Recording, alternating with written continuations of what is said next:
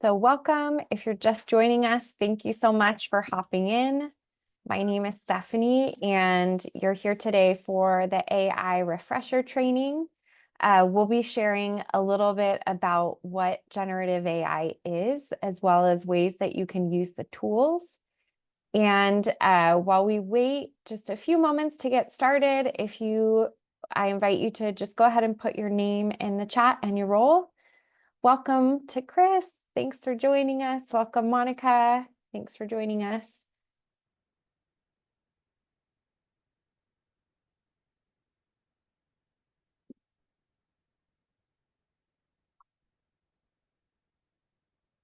Okay, I'm going to go ahead and get started by sharing my screen. So give me just a moment. And I'm going to ask you to do a little bit of reflection as we get going today. So your first task is we are here. We are just over the hump of Wednesday. We are at Thursday. So I'd like you to take just a moment, and if you have a piece of paper nearby you, or maybe you have your phone with the Notes app, I'd like you to think through what are some tasks that stand between you and the end of this work week, or maybe the end of your workday today. They can be professional or personal. And just go ahead and jot down 3 that are standing out to you. And I promise that this will make sense in a moment. We're going to be using these tasks as we work through our session today. And welcome to those of you that are just joining us. Hey, Ben, good to see you. We're here for our AI refresher. The meeting is being recorded so that it'll be available for other people who weren't able to join the live session.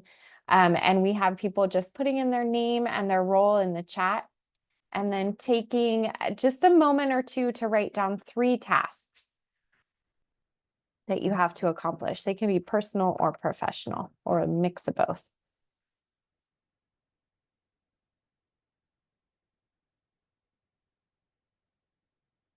Welcome, Rita.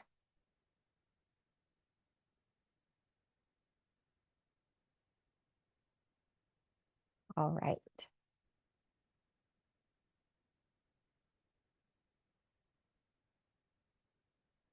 Okay, as you take a moment to write down those tasks, I'm going to keep it moving. We will refer back to them in just a moment, so keep them close by you, and we'll go ahead and get started.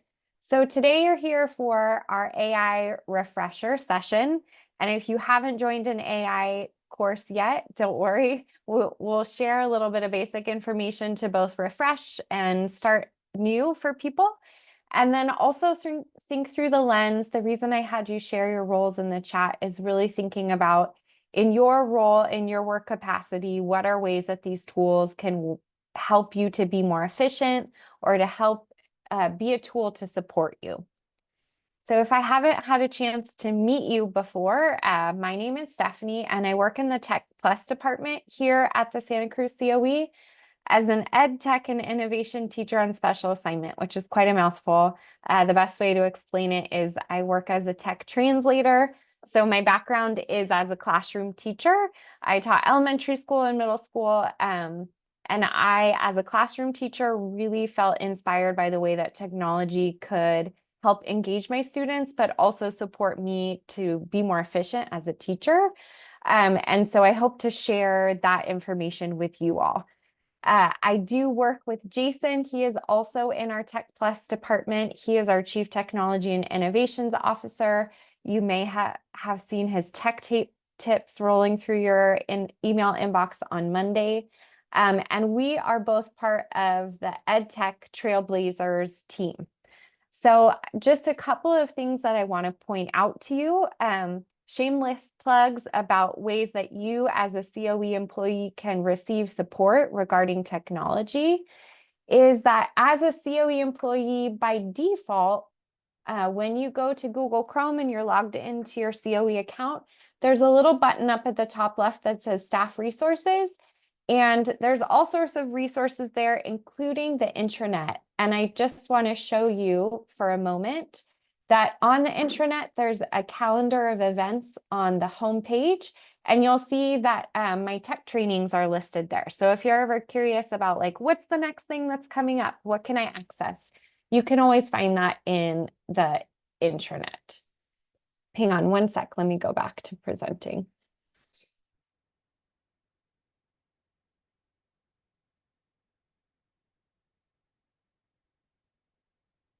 Oh, hang on. Sorry.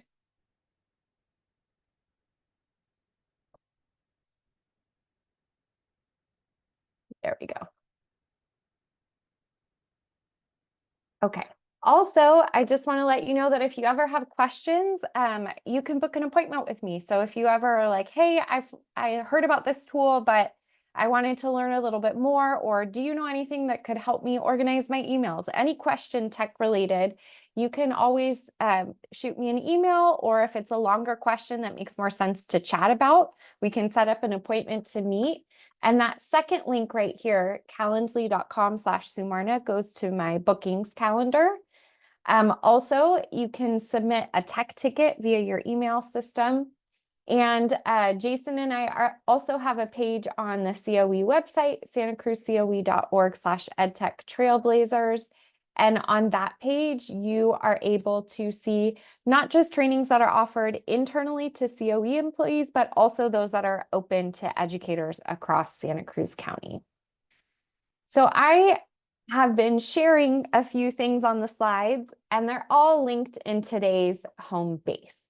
And that is our agenda. It's linked in the Google Calendar invite for today's session, but I'm also just going to go ahead and put the link to it in the chat. The agenda has just an overview of what we'll be covering, and then it also links to the slides. So this is sort of our home base. It has all the important information for today. Okay, let's get into it. So I am super excited. I love hosting sessions like this. I learn something every time because I really feel like the power of these tools lies in the power of our own imagination in terms of what we can think to ask them to help us with. So every time I host a session, there's always someone that's like, hey, do you think it could help me with this? And I'm like, I don't know, let's test it out. So what we'll be focusing on today is one particular type of artificial intelligence that's under the bigger umbrella of AI. So this chart helps to sort of explain what those pieces are. So the bigger umbrella of AI, or artificial intelligence, means any machine that's able to replicate or copy human-like intelligence. So anything that's able to do something that previously only humans were able to do, that's defined as the big umbrella term of AI. And then under that umbrella, we're going to be focusing on one particular area, which is generative AI. And just like the name implies, generative AI is artificial intelligence that generates or makes something new. So it could be everything from a piece of writing to a piece of music to a photograph to a video. There's all sorts of different tools in generative AI, and we'll be focusing on how they can help us in our roles at the COE, and then also mixing a little bit of personal in there as well. So I do have this quick video that explains generative AI and what are some of the outputs or things that you can use it to make, things that you can make with it. And it explains it way more efficiently than I ever could. It's just under 2 minutes. So we're going to watch this really quickly and then come back. So I'm going to go ahead and press play. And if you could just give me a thumbs up to make sure that the sound is working. What exactly is generative AI? When new content is created by artificial intelligence, it's called generative AI. This could involve generating texts and images, as well as videos, music, or voices. To do this, you describe in a chat dialog box what you want the AI to create. This description is called a prompt. The generative AI tools provide answers to all sorts of questions, summarize complex information, and generate diverse ideas quickly. Depending on how they're used, they can create short stories, paintings, pieces of code, or even musical compositions. The foundation for this creation lies in large amounts of data that the AI system accesses to identify patterns and similarities. The content produced by the AI is new. It's often impressive and challenging to distinguish from things humans have made. Generative AI can also be misused.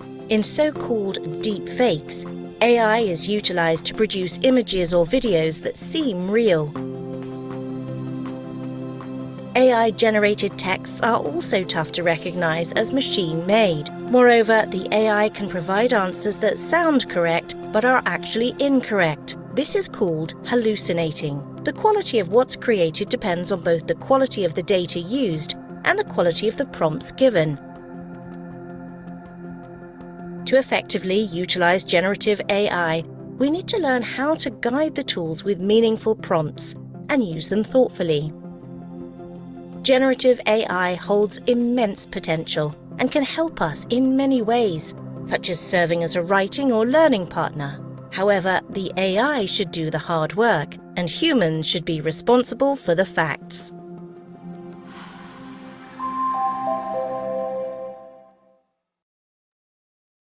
All right. So I love and agree with almost everything in that video, except for the very last part, where they say that the AI should do the hard work and humans should be responsible for the facts. I think it is really important to keep humans in the loop even during the hard work.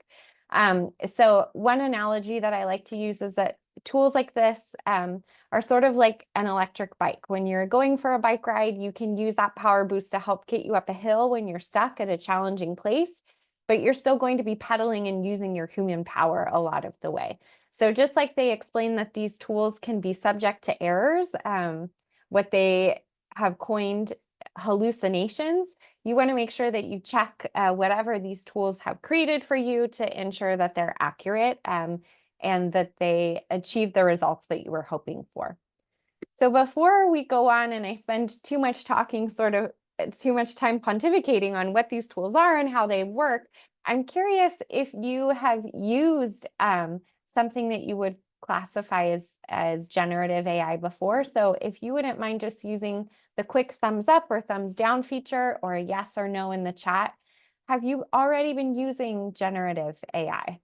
That could be something like ChatGPT or Gemini. All right. No? Okay. So what I'd like to do is really quickly to show you one of the more popular tools, just to give us a frame of reference for what we're talking about.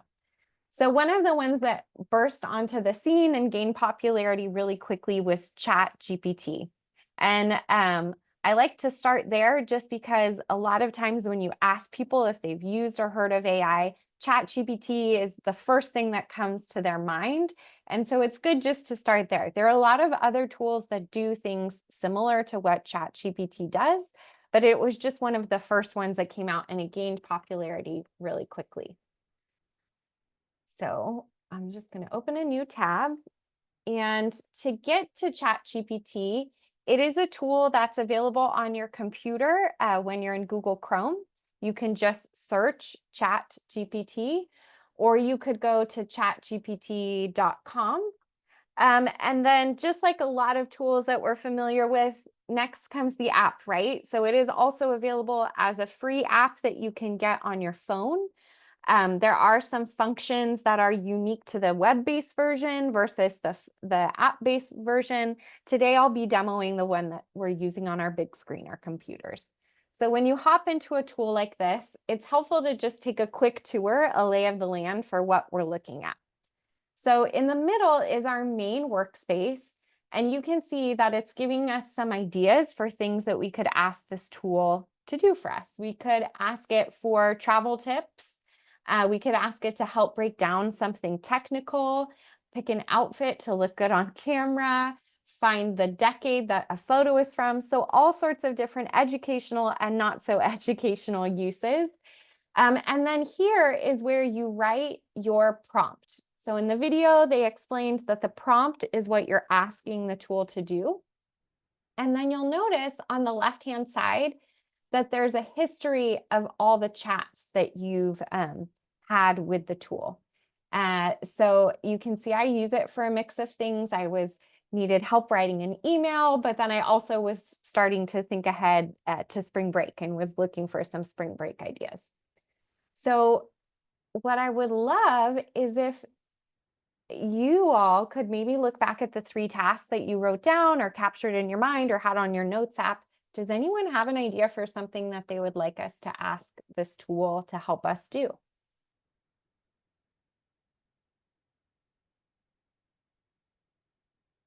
Going once, going twice. Write my IEP before Tuesday. Yep. Okay, great. Chris, can you give me a little more information? You're an OT, right? Yes. Okay. I'm an OT and I need help writing my IEP. Are there any other details you'd like to add? Maybe a little bit about the age of the student or what the student has been working on? He's in 2nd grade and is now able to legibly write alphabetical letters at 70%.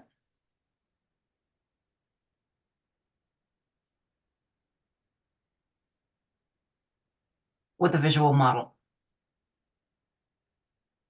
Okay. So notice that we're adding some things. We are really clear about what we need help with, right? We need help writing the IEP. And then we added in a few details so that what we get back includes some more personalized information. It then is as quick as clicking this little arrow or pressing the enter button. And you'll see what happens next is that just like the video showed, it has a large amount of data. So that can include other examples of IEPs. It's going to scan that data and then put it together into something that matches what you've asked it to do.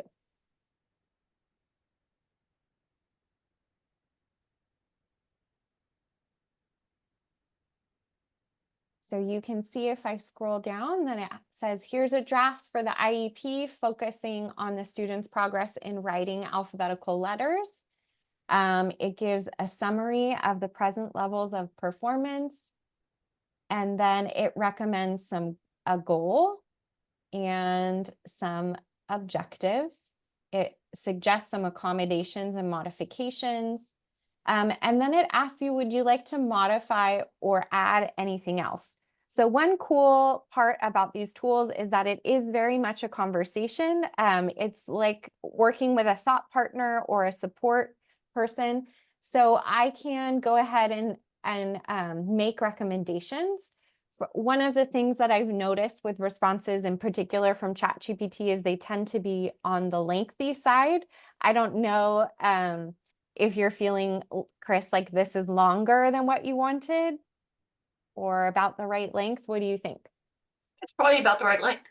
Oh, okay, cool. Is there anything that you felt like it was missing or that you were hoping it was going to add that it didn't? I know it's probably hard to see. I had to laugh one time someone said, I don't know, it looks like it's about the right shape. I was like, yeah, when you're quickly trying to assess something.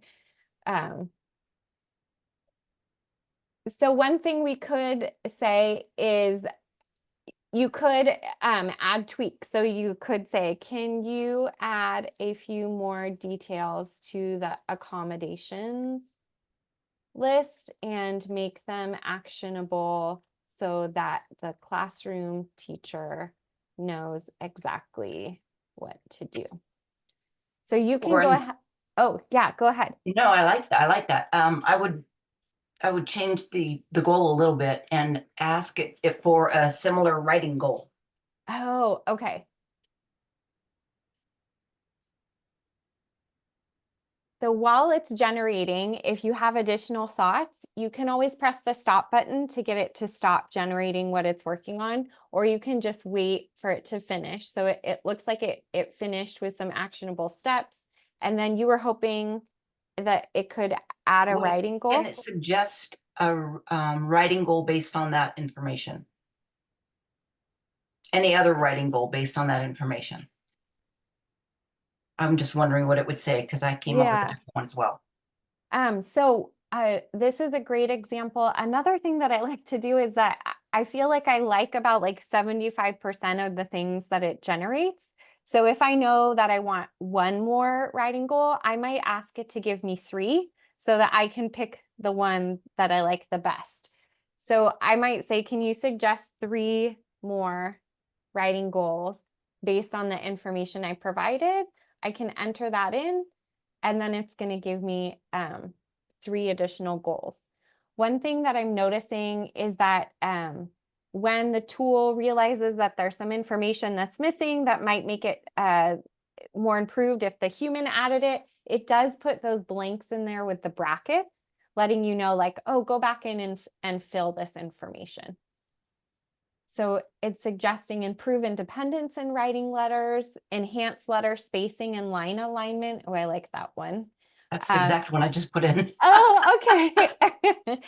And increase fluency in copying sentences. So I feel like that's really affirming to hear that that's the exact goal that you just put in. I think a lot of times the value add of these tools is that we are not coming to these tools as blank slates, right? We all have expertise and experience in the roles that we're in. And so sometimes it's almost just an affirmation that, like, oh yeah, okay, great. I was on the right track by adding that goal because the tool has also recommended that. That's Sometimes awesome. sometimes all we need is just a thought partner. Okay, so now that we've taken a look at ChatGPT and sort of what these tools can provide, does anybody else have another example that they would like us to pause and explore on ChatGPT in particular before we move on?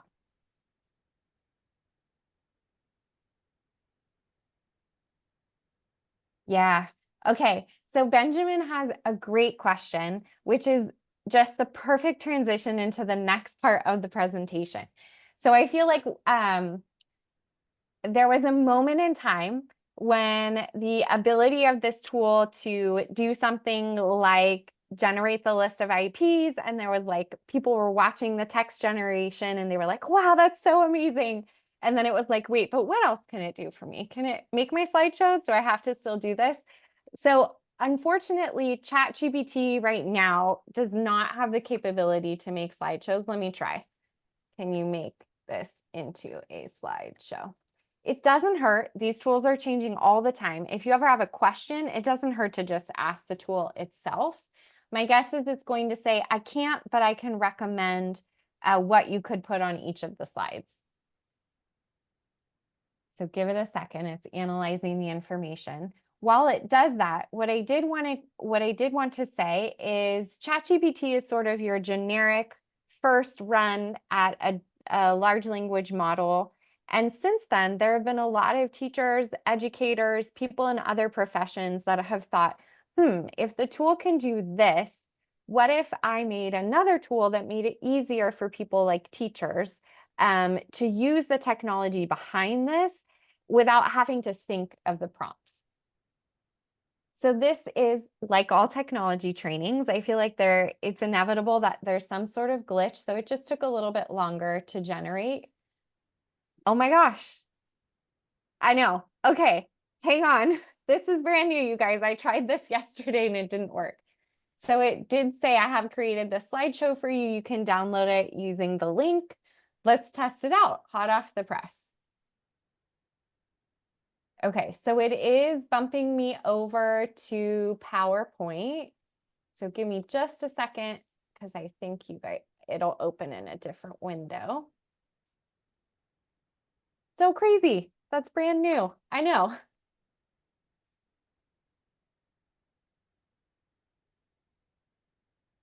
Okay, I'm gonna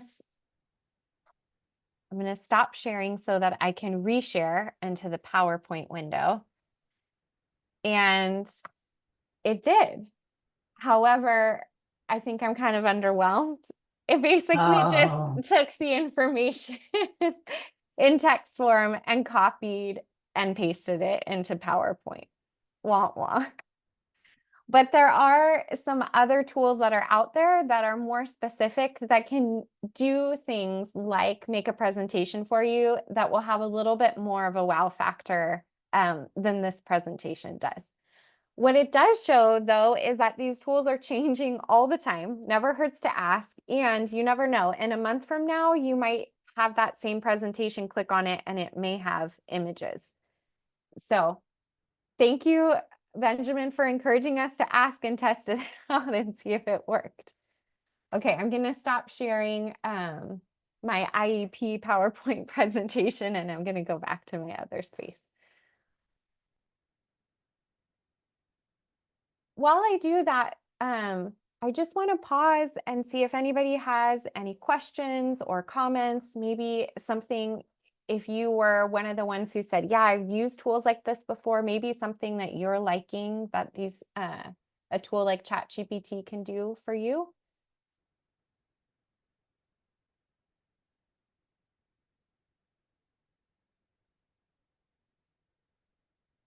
And while we give people just a moment to answer, I do want to show you, so like I said, ChatGPT is one version of what's called an LLM, or large language model, which is one type of generative AI that generates text.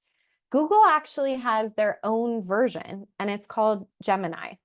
It does a lot of the same things that ChatGPT does, but sometimes when I'm wondering like, oh, that didn't quite work in ChatGPT, I might hop over to Gemini and try it there and see if Gemini has figured things out a little bit before ChatGPT.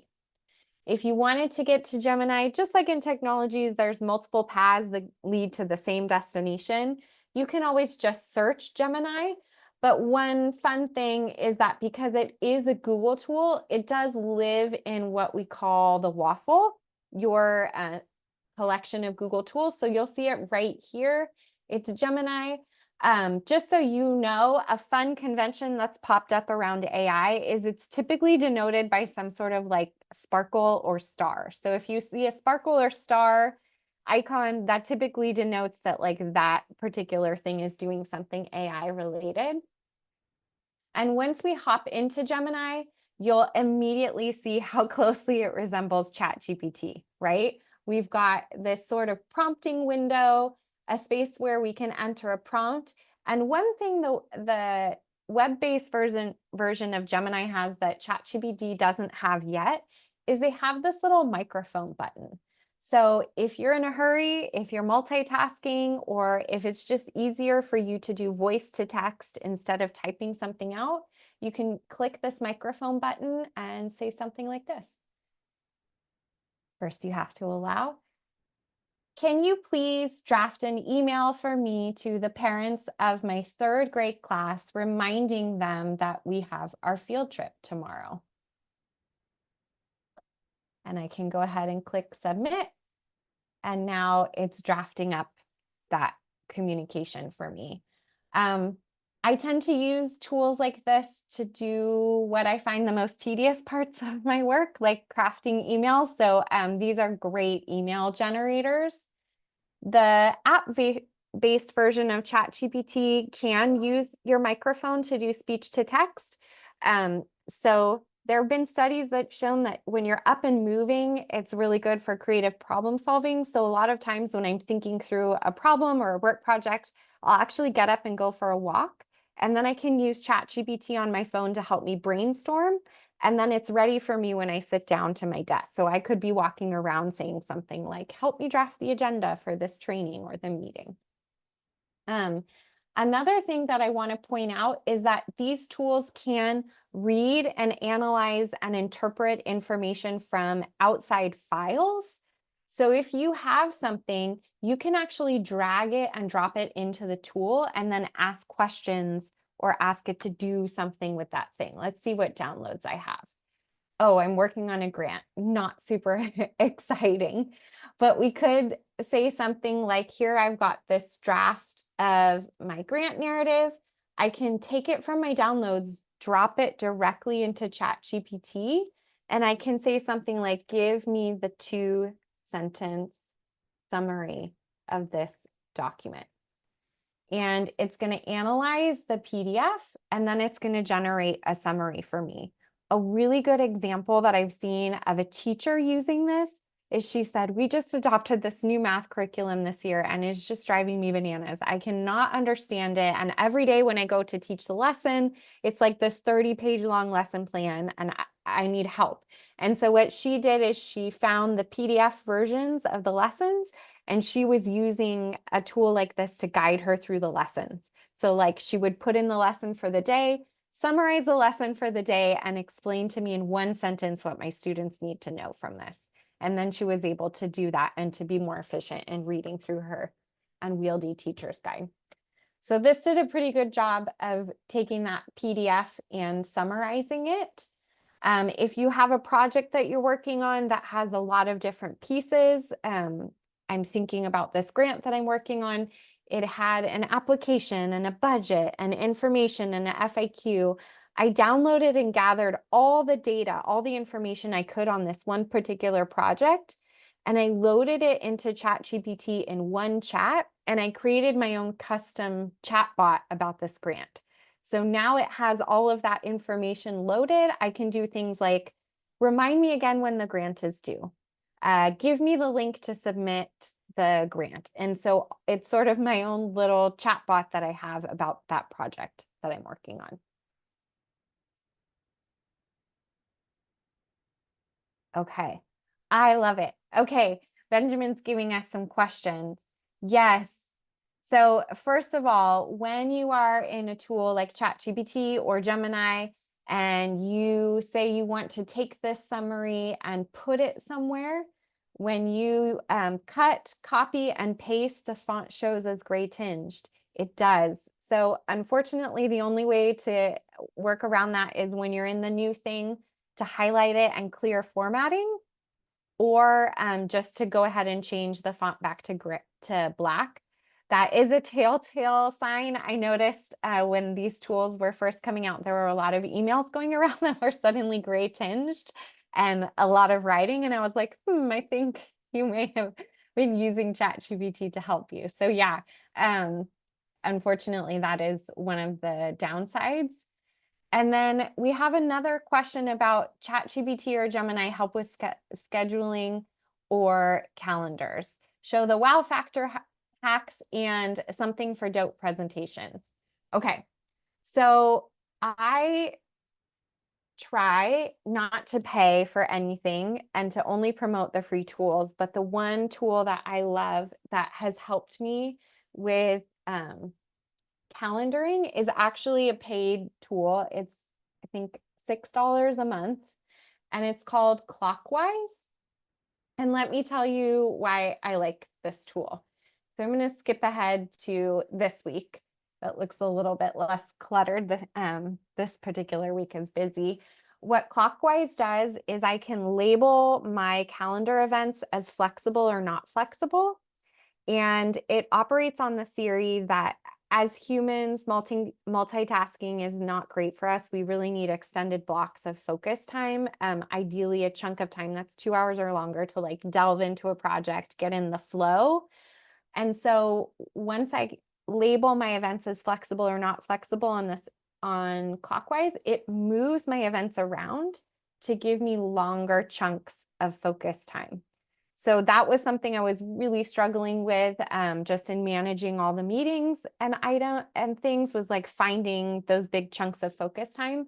So I love the tool Clockwise, and I'll drop the link in the chat so that you can sort of go down the rabbit hole on this.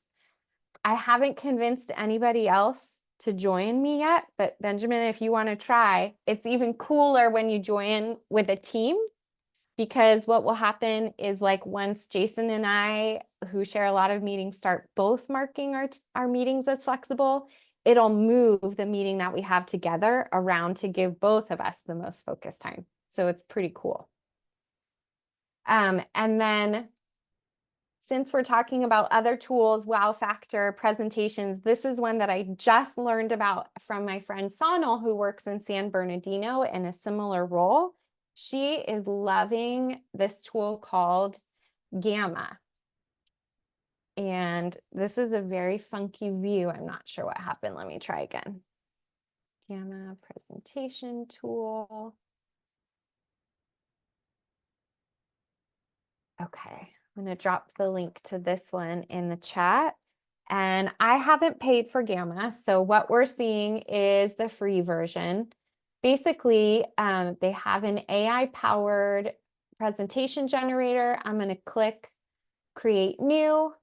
And then it's asking me, do I want to paste in text? Like, for example, if I was a teacher and I had a lesson plan, or I had an article that I wanted made into a presentation, or do I just want to give it a couple of words as quickly as I can, or do I have a file? So those are all the options.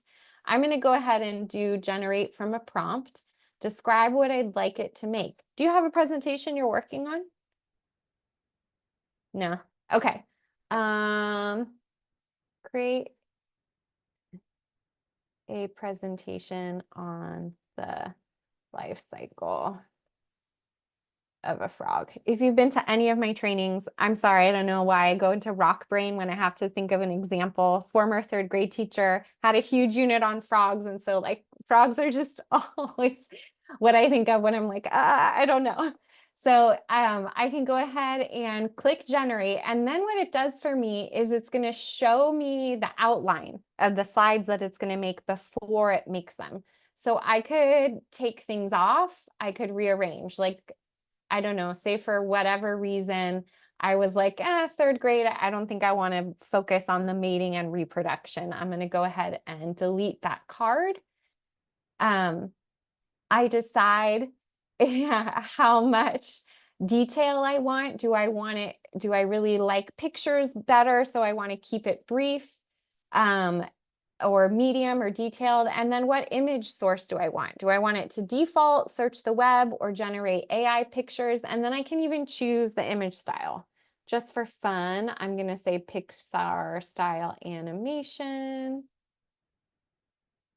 And I can choose the image model. I think what that means is once you become more familiar with using a tool like this, you might have like a favorite image generator that you want it to use. So you could pick that.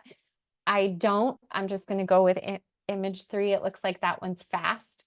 And then press continue. Not sure if you noticed, but next to continue, there was a little number that said 40. So how a lot of these freemium tools work is they'll give you tokens, and each time you make something, it costs a certain number of tokens. So my guess is that I've currently got 40 tokens. Some of them refresh every month, some refresh every day, some don't refresh. I haven't had a token-based tool that I've run out of tokens yet. So there've been enough tokens for me to do what I need to do. And then I get to pick a theme. This particular person who recommended Gamma said she liked it because they looked the prettiest of all the AI presentations that she'd seen. Let's see, is there anything green? Yes, there is. And then I'm going to go ahead and click generate. And here we go. It is generating for me a presentation on the life cycle of a frog. If there's anything that I wanted to change, I can click into all of these things and tweak them. I don't know, it's pretty cute. I would say this one has the wow factor for me. The only downside that I've seen is that you have to present in Gamma. So when I share it, it's not a Google Slides presentation. I can still share it. I can share a link to it, but it's just not saved in Google. So here it is in present mode. Those AI images are pretty cool too. I wonder, I feel like I ran into this too. Whoops, sorry, I accidentally refreshed and had to regenerate. That when you want to save it, I think that costs tokens too. So basically, they're forcing you to live on Gamma, but I think it's cool. Any thoughts or questions? We just showed some ways that AI can also help you with your calendar, with a tool called Clockwise, which I like, and then a tool called Gamma, which can help make presentations. Okay, I'm going to close some of these tabs down, and I'm going to go back to my presentation and share some other things that I've been liking lately. So If you want to go down a wormhole in the slides, I've linked some examples of ways that AI is impacting all sorts of different industries. In particular, in medicine, there have been a lot of advancements, and the reason is that AI can quickly analyze and interpret data faster than humans, faster than the scientists in the lab can. So as a result, there have been some exciting things that have happened lately. New antibiotics have been discovered, and also they're finding that AI image analyzers are able to more quickly and accurately look at images that are scanning for cancer and sort of predict whether or not a person might be at risk for cancer. So it's super cool to think about how it's helping us in the medical industry. There's also a lot of artists who are exploring AI. The middle image is a video of this artist named Rafik Anadol, who works all over the world.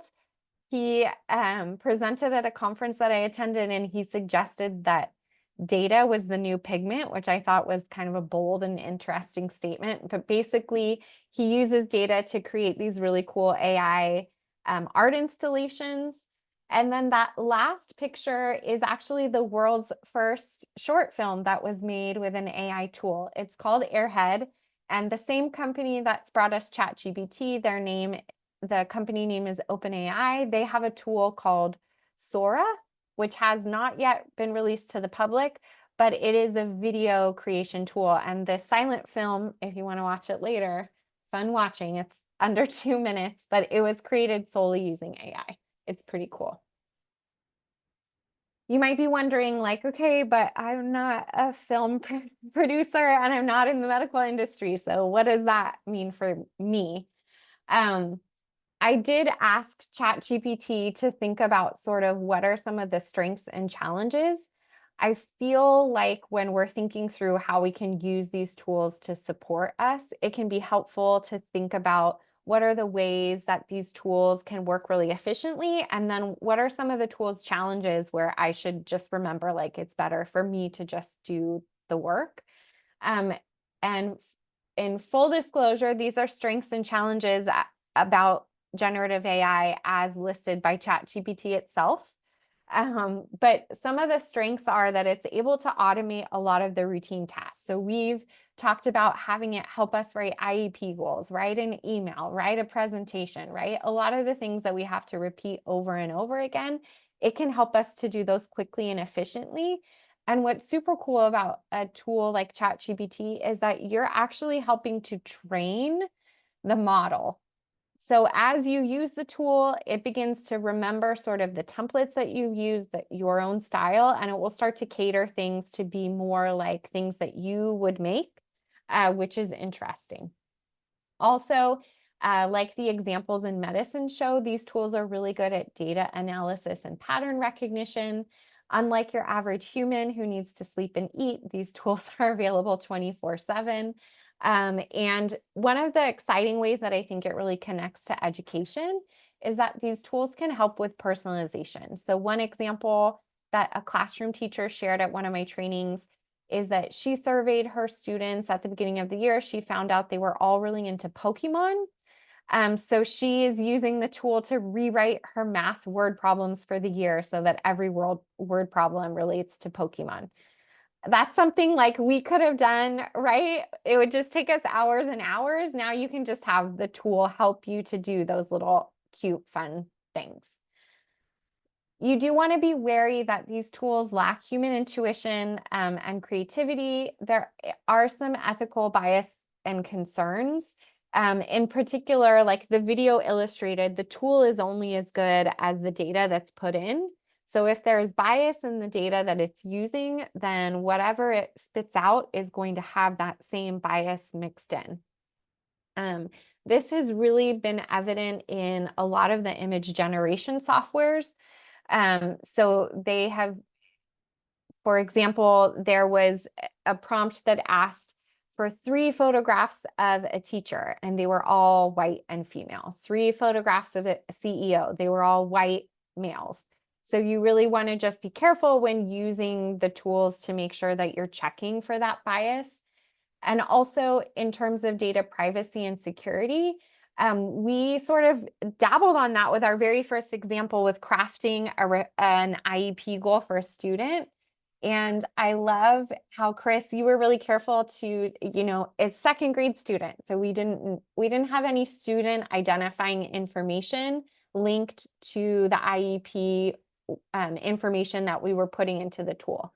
So just like you wouldn't post on social media a photograph of like a graded paper with the student name on it, you just want to make sure that all of your students' identifiable information is not put in at the same time as the data.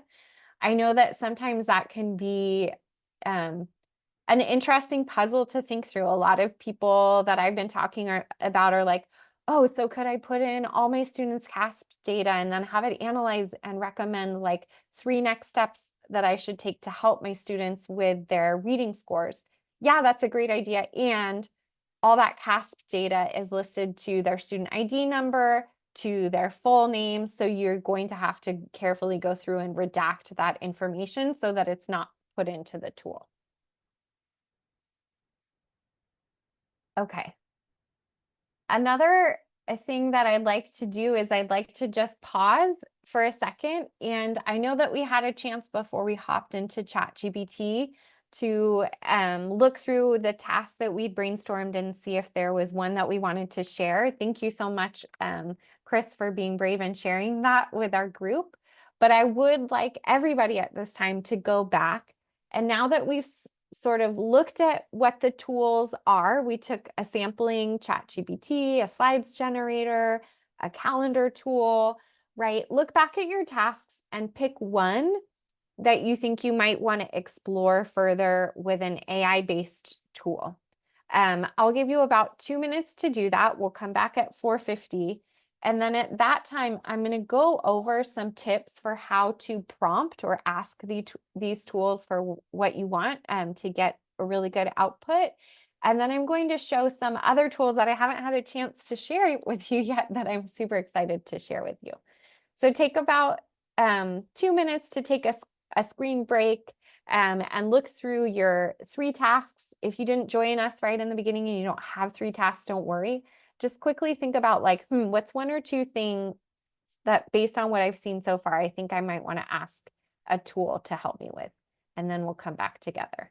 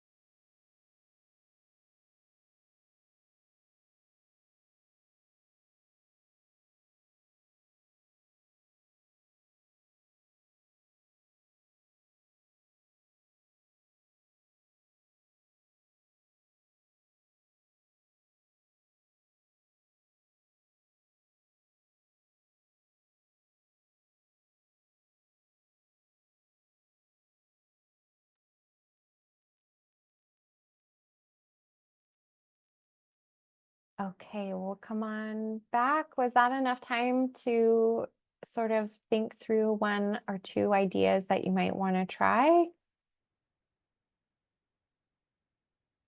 Okay. Before I show a few more tools, I'd like to share with you this acronym that helps to sort of frame when you're putting in your prompt or your request into an AI tool, and it's called Spark. And there's a million of these frameworks out there. So this is in no way the only acronym or guidance that you can use in creating a prompt. I just find it easy to remember and a clear guidelines.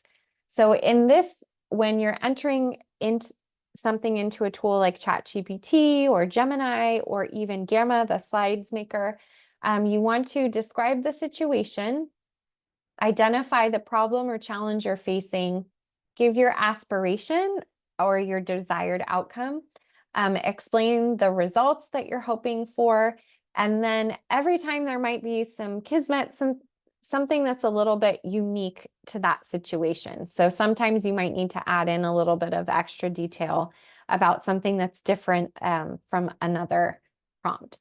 So this, again, these slides are linked in today's agenda, and it's been a moment since I dropped the link to that in the chat, so I'm going to drop it in again because we've had some new people join us. In the agenda on the top left, there's a link to the slides, and this is on slide 15. I want to give you a little bit of chance to play, to pick a tool and to try it out, and then hopefully come back and share what you tried, how it worked, how it didn't work, what you were able to get. So I just want to share, again, some tools that you might want to explore. So one of the first tools that we shared was this one, ChatGPT. That's available on your computer. It's also an app that you can get on your phone. Tools that do the same thing as ChatGPT include Gemini, which we showed that you can access in your Google Waffle. And then there's another one which I didn't share, but you might want to explore. It's called Claude. A lot of people are liking Claude. It is actually scoring the best on the tools that are used to test these different AI platforms in terms of being the most human-like in the language that it produces. It also has this really cool feature where you can, and I haven't played with it yet, but you can in real time say, please create for me the code for a snake game. And it will write the code, and then on the right-hand side, the game will actually appear. And you can make customizations, like I actually want it to be a spelling game. Can you test or challenge my kids to learn these words? So people are loving Claude right now. It's getting really high scores, so you might want to check that one out. In terms of image and video, we showed that short film that had been made by Sora's AI tool. Unfortunately, we don't have access to that one yet, but Canva actually has some really cool built-in AI image and video tools. And then my personal favorite in terms of free-ish tools is Microsoft's Copilot or Bing for creating images. There are a ton of image generators out there. I don't know why. I just tend to, when I do a couple, it feels like the images that I tend to like the best are always from this tool. So I recommend that one. And this is what that tool looks like. You'll see that now that we've been playing with a few of these tools, we recognize what the platform looks like. It's giving us a place to add our prompt. Oh yeah, here's my tokens. I've only got 29 left. I think Bing is one of the ones that refreshes every month. And then I've got a create button. So I could do something as kooky as give me an image of a cat eating actually a s'more in space. Fun fact, my cat's name is S'more. My daughter named her. So here we go. Okay, I'm going to go ahead and click create. And it takes just a moment to load. Just like on ChatGPT where you could see your past chats, here you can see some of the other things that I've made with this tool. I've been making lots of logos lately, so that's what all of those are. But now, now that it's entered, you can see that it's giving me 4 ideas of an image of a cat eating a s'more in space. And I always hate when it adds the letters into the image because it just never gets them right. They're always wrong, misspelled in weird places. So I forgot that I typically say, please don't include any text. This says, give me image of cat s'more in space. Almost like it made its own meme or something. And then another tool that I have been loving My daughter named our cat, but my son loves music. And so this tool is really fun, and it's called Suno. And it is a music creation tool. So just like our image generators and our text generators, when I click create, you can see that I've got the same sort of format where I have a space where I can give it a prompt. I can click create, and then it will go ahead and create that music for me. If you need ideas, it gives you some ideas. So I could say a fun song about a cat eating s'mores in space. Make it sound futuristic with a funky vibe. And go ahead and click create. And in just a moment, they're popping up. The other songs that I have created are here. You can see that my son is 6. We created a song called Shoe Vomit Symphony. One of the things that I think is really kind of fun and interesting about playing with this tool with Hank, my son, is that now he's actually starting to pay attention to music that he likes, and he's asking what style of music that is. If he hears something, he's like, what instrument is that? So that he can remember to add it into his next prompt. So my poor children are, of course, experiments of my profession. So I find that a really interesting use case for using a tool like this with students, because it's interesting how I think there are a fair number of people who feel like, well, using a tool like this is just making like fake music. Why would you do that? But it's interesting to see that Hank is already now better understanding musical genres and instruments, because he wants to be able to like make a song that's closer to what he's thinking of. Do you want to hear Groovy Space Cat? Okay.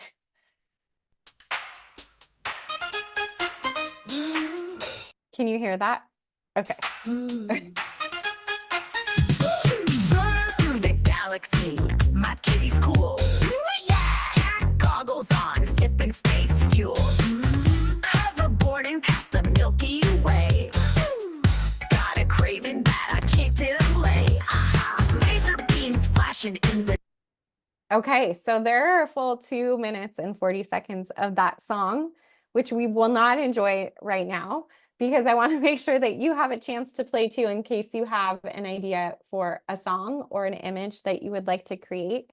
So I'd like to pause and give you about 10 minutes. We'll come back at 5:10. Pick something that you want to play with, test it out. It can be a job that you need to do, or it could be something totally frivolous, like creating a fun, funky song. Maybe you have a skill you need to teach students, and a song would be helpful. I'll stay on in case you have questions while people are working. Feel free to unmute your mic or put it in the chat, whatever you feel comfortable with. And yes, Benjamin's saying, I think someone used this tool to create a timesheet reminder. That the rumor of that had gotten to me. That's very funny. Okay. And you have a board meeting at 5. No worries. Okay. Thank you, everybody. We're still here. We'll exploring until 5:10, and then we'll come back. If questions come up, please feel free to put them in the chat. And Benjamin, always a pleasure to have you for any amount of time that you have to share with us.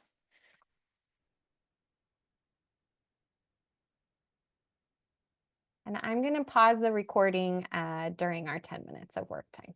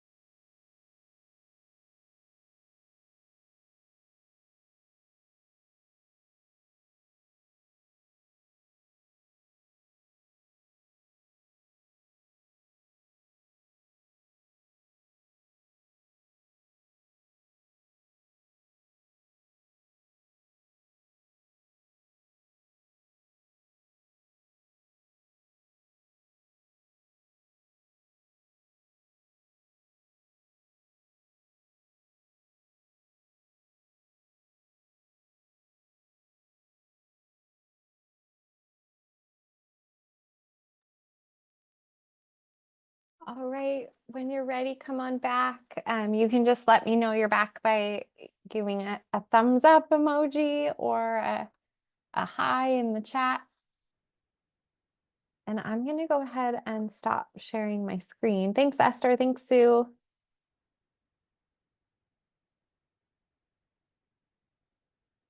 And I just wanted to hear if anybody wanted to share either in the chat or unmuting your mic, sort of what you played with, what tool you used, what it was able to create for you or generate, and yeah, how it went. If you feel like that was successful, or maybe you might do something a little bit differently if you tried it again.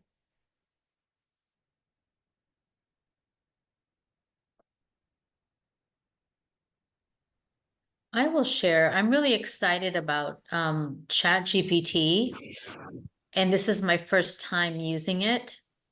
And I played a little bit with that. And I guess my question is, so can we truly use word for word what's generated in there for our IEPs, for goals? It just seems like plagiarism. Yeah, that's such a great question. Thanks, Monica, for bringing that up. In the tech circles, in the conferences and the sessions I've been going to, it seems like the consistent rule of thumb or the standard that people have been sharing is 80-20. So it can be up to about 80% AI generated, but should be about 20% human refinement. I don't know enough about IEP goals as an occupational therapist to carefully read through what ChatGPT gave us, like in that first example, and know that what it generated was quality. Being like a gen ed classroom teacher, I just don't have that skill set to read that really carefully and fully understand. I can sort of proofread and do my best. But I think it's really important that when you're using it for specialized work that relates to your skill set, that you use your skills to reread and to tweak and refine and to make sure that it matches. And we are in this weird gray area where there are people who are exploring it, going full steam, using it for a lot of things. And there are other people that are bringing up that same concern that you're bringing up, which is, isn't this plagiarism? What's interesting is that because these are generative AI tools, technically the things that they're making are freshly generated. So they're not copying exactly something that already existed. It's creating something new. But you're right, where the plagiarism comes into play is taking that exact output and copying it and using it. Some people have also suggested that when they use tools like this, that they cite it. So at the end of their work, they might say this IEP was generated with support from ChatGPT, or they could put in what the prompts that they used to generate. There are no hard and fast rules or guidelines around how to do that yet. I'm sure they're coming. Again, I shared that example of me using it to help support a grant. I shared that in another training, and someone shared that they had just submitted a grant that made them sign a document that said, I verify that no AI was used in support of the creation of this grant. So I think that there's this quote from Sam Altman, who's the CEO of OpenAI, like that he wanted to sort of get these out into the world, and that the world and the technology were going to co-evolve. And for better or for worse, I think that's sort of what's happening right now, is we're having those exact conversations. Those questions are coming up, and we're doing our best to try to be honest and forthcoming, and use the tools and think about how to do that ethically and responsibly. That was a really long-winded answer. I hope. No, that was perfect. I needed to Okay. hear all that. I appreciate that. I'm excited to use it, and I'm excited to use it more in the area. Sometimes we get into these kind of difficult situations trying to help our students, even just, an example, I had a student that didn't want to get on the bus yesterday, Yeah. a young child with special needs, and he's afraid of the bus. So I feel like I'm excited to use it for that. And I did Yeah. Google that in there, and it was probably pretty much on what I would do. They gave me a couple other suggestions, and it's funny at the end, it says, he might need an occupational therapist Yeah. because he might have sensory needs. You're like, yes, thank you. That is Thank you. for You just me. verified it. Yeah.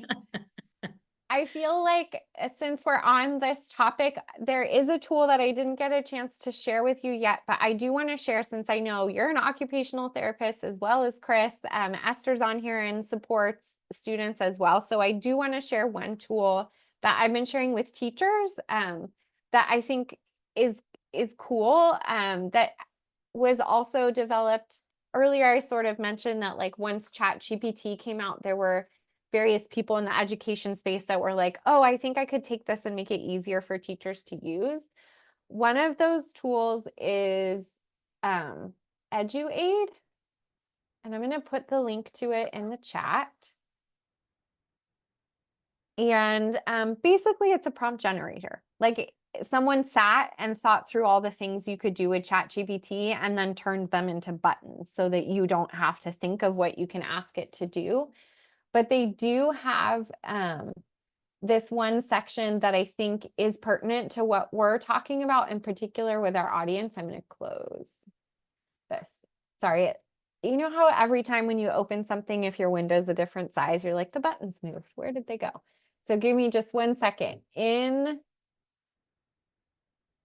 the assistant realm, so basically they thought through some different things that these tools can do for us. They can generate things. They can act as a teacher's assistant. They can act as a feedback bot. So like if you're like, I have this lesson I have to teach tomorrow. What do you think of the activity I have planned? But in the assistant, they have this accessibility tab that's super cool.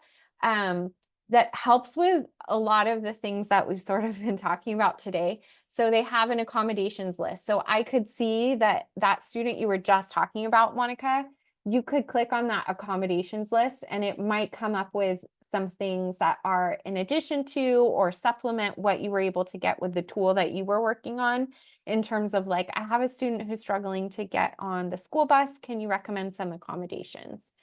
Or here we have the IEP outline, which we full circle moment, right? We started with Chris asking, how could we use this tool for an IEP? So here they already have a button built in where you can, it guides you through creating an outline for an IEP.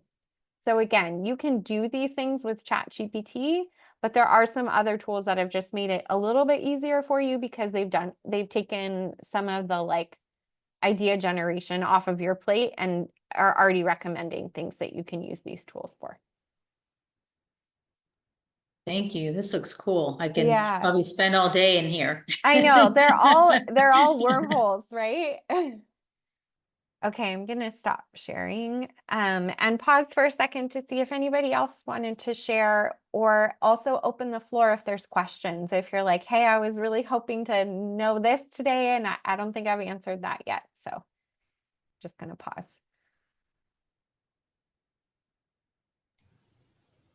Thanks, Stephanie. It was nice for me to hear again, if not all.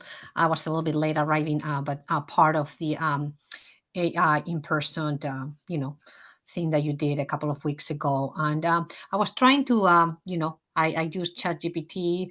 You gave us a little bit about Gemini and Claude, and I was checking Copilot today and tried to add it to my, my tabs. But Yeah. I noticed there are two Copilots. There's Microsoft Copilot, and then there's another one, it's also a Copilot AI. Um, Oh, I was let just, me, and I think I have the right one, Microsoft yeah. AI, but it's like, okay, I'll double check because I'm, you know, Oh, I see. Yeah, I think they all go back to the same place. okay, very I good. think it's sort of like how Canva has Canva, but then it also has Canva AI. I think they all funnel you Oh, back to the same okay, place. very good. Just Yeah. a quick one since I'm saving them under, AI, Stephanie Sumarna, all that. Oh, So okay, I only good. want to have the good Yeah. stuff. Okay. Thank you. Yeah.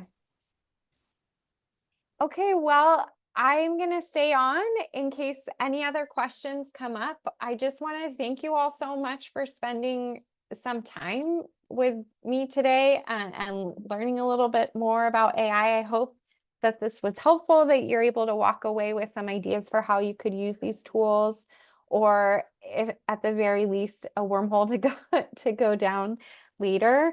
I am going to put the link to a feedback form. If you want me to follow up with you or you have more questions, there is a spot at the end of the form where you can add your name and your email if you'd like, if you want to talk a little bit more about anything that you've heard today, or you have some ideas that you want to explore.